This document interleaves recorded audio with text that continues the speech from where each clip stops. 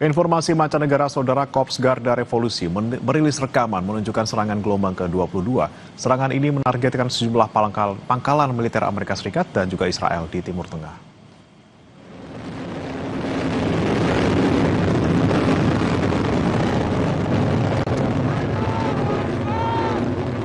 Garda Revolusi Iran menyebut serangan terbaru ini melibatkan rudal balistik dan rudal supersonik Fatah dan Khaibar.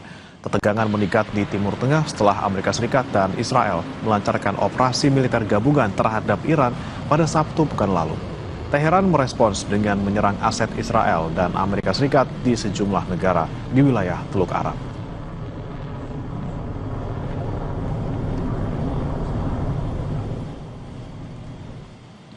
Militer Israel merilis video menunjukkan serangan terhadap sebuah bunker pada Jumat lalu. AS mengklaim bunker tersebut diduga milik pemimpin tertinggi Iran Ali Khamenei.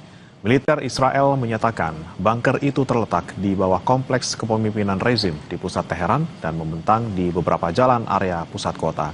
AS menambahkan sekitar 50 jet tempur Angkatan Udara Israel menyerang bunker tersebut.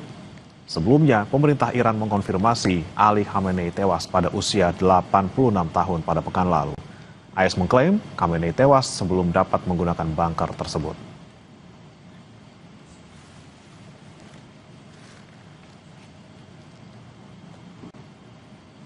Komando Pusat Amerika merilis rekaman terbaru yang menunjukkan pasukannya menyerang target militer Iran. Dalam unggahannya, Amerika mengklaim telah menyerang lebih dari 3.000 target pada minggu pertama operasi.